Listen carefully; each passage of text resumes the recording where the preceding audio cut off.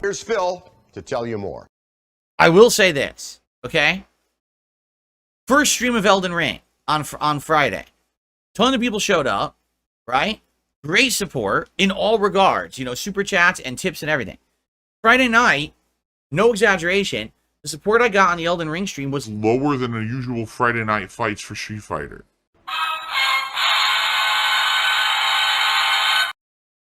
And then yesterday, yeah, the daytime stream of Elden Ring, I didn't even hit Tier 1 tip skull. And it's like, this is the biggest thing. Everyone claims they want to see me play it. The views are good on the streams. I don't know what's happening, right? If I'm playing other games and getting more support, I don't know what's going on with Elden Ring. And the thing is, I want to play a lot of it. I want to play this game a ton in the coming weeks, because if it is 30 to 40 hours long, you know, by the end of this week, I'll be, what, like 14 hours into it or something like that? And I want to keep it as a regular game in the rotation and balance it with something else, but I want to play a lot of it. Everyone's been asking for it for months. Please, you know, finish your second run, get ready for this, right? So, I don't know what's going on. I would hope that maybe what it is a lot of people are playing the DLC themselves, and then they're going to come by after. Nope. The thing is, the viewership's good, but I get the feeling most of the viewers are trolls here to see me suffer, right? Let's be honest. Every single fucking time I play a FromSoft game, I get inflated views. They don't really amount to anything. It's just people who are here to kind of like laugh when I fail, right? I would hope that we're going to essentially have people coming by to support and engage further on. It's hilarious because you got someone saying, you're so far behind everyone that's why people are going to watch other people. So you want everyone to rush through the fucking thing? You're an idiot. Okay? Let me just say this up front. If you want to see someone rush through the fucking new DLC, not take their time, not explore, just bum rush through it, you're a fucking moron. Alright? That's not how it's supposed to be fucking played. The whole idea of an insanely lengthy DLC like this is to check it out at a pace that makes sense. Check out the nooks and crannies. Find the optional dungeons. Find the cool weapons. I mean, what's funny is I'm playing it, right? And right on my stream, there's people outright saying, oh, I didn't find that when I was playing. Oh, yeah, I beat it yesterday, by the way. So you beat it in 2 days, but you skipped half the content because you rushed through it. So what the fuck? Why did you even play it?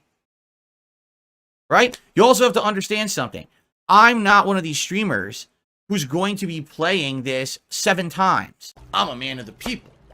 I'm not about being an elitist and being a big man that popular, you know, giant celebrities want to watch. I'm about the common people.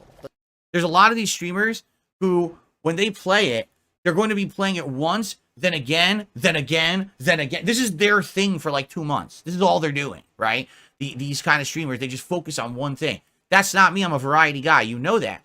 You know that this is going to be my one run through this DLC. Maybe in a year or two, I would go back and play it again, much like I just did with the base Elden Ring. But I'm not a streamer that focuses on one game endlessly. So I want to play it at a pace where I'm looking for everything. I'm exploring the areas. I'm finding the secrets. I don't want to miss out on tons of meaningful content because I'm rushing through to be the first to beat it. Who the fuck cares? That is such an insanely outdated mentality when it comes to content creation and gameplay. That's what I used to do 12, 13 fucking years ago. Run to the store, buy the game on launch day, beat it in a day and a half, get the full playthrough out, onto the next game. Skipped half the content of the game, but who cares? The playthrough's done, right? What's the fucking point of that? So if that's actually what you're saying, oh, well, everyone's ahead of you. They're going to other people. Well, then fuck them. They're morons. Why are you dying to see someone rush through the fucking game? Doesn't make any sense at all. I will say this. You know, every week, you never know what to expect on my DSP versus the Internet clip show over on the DSP React channel. And that's what we're actually going to be doing right after the show ends. And also, if you become a member at either the submissions tier or the ultra tier, you are the people who submit the clips for the show. You know, sometimes people say, oh, well, too many of the same clips this week. Or, oh, I wish that the clips were better. I'm like, I don't pick the clips. That's the nature of the show. It is members of the channel who support the channel that pick the clips for the show and make it what it is. I will say this. There was at least one clip that I can't watch because it's rated adults only. Basically, YouTube is very weird. That's how it works. If there's a clip that's deemed only for adults, meaning it might have graphic violence, it might have sexual content, it might have a lot of gore or something, that clip typically must be flagged for adult audiences. And usually it is deemed unfit for advertisements. The Earth might not seem of any particular interest.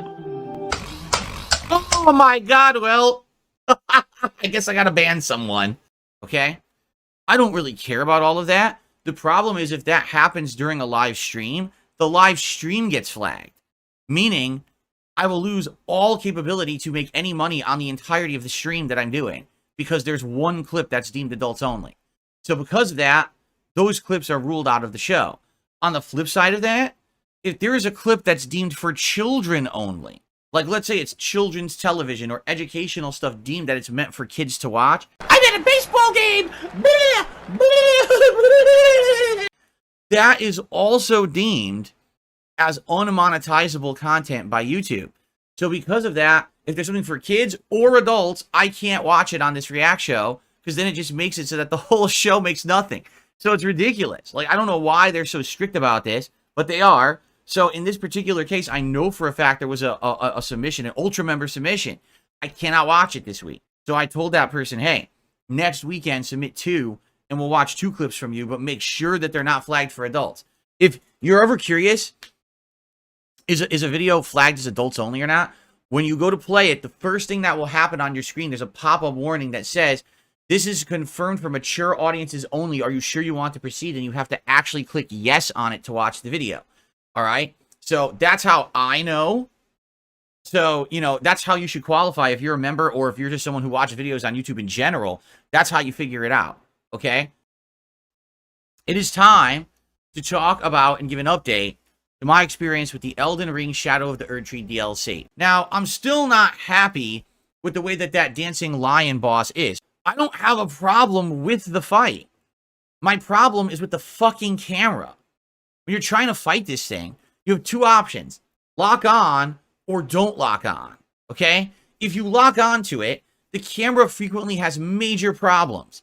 It'll start to do its dance, and all of a sudden, the camera will start going crazy. And you can't tell where you are, where it is. You can't see what attacks it's using. So good luck trying to learn this thing's attack patterns when the camera refuses to center on the boss like it should. So it'll start moving. All of a sudden, you're behind it. You're crunched against the wall and can't see. There was one time, I'm not kidding you. The camera got stuck in the boss's asshole. I could see through the boss transparently, and I was on the other side. What the fuck is going on? How could the camera possibly have gone into the boss and got stuck in its fucking rectum? And it did. This has always been a problem with FromSoft games since the get-go.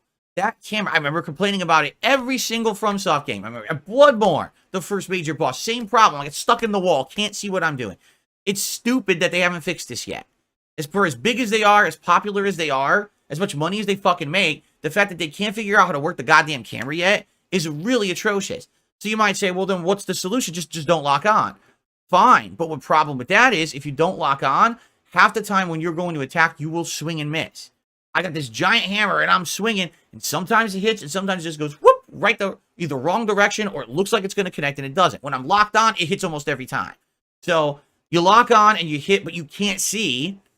So it's basically like you're playing like this. Okay, I'm hitting something. Let's keep going. All right, yes, I'm hitting him again. Oh, this is great. Or it's like this. Oh, wow, I can see everything, but I can't. I'm with it. I'm with it. I can't hit it all. I'm with it. That's dumb. The challenge of the fight should be the boss, not the fucking camera. So that's actually what agitates me about that boss. Not the boss. I like the boss. It was unique. It was very beautiful the way it was animated. I like the multiple elements. I'm not criticizing at all the boss fight. It's the fucking camera sucks shit and makes it bad. If the camera worked, that fight actually wouldn't even be hard. That's the sad fact about it. You created the monster, you unleashed the monster, and now your complaint is, well, the monster's too powerful to control. Well, fuck you. That's your fault.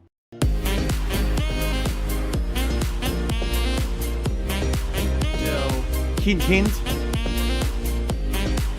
So, hint, hint. Hint, hint.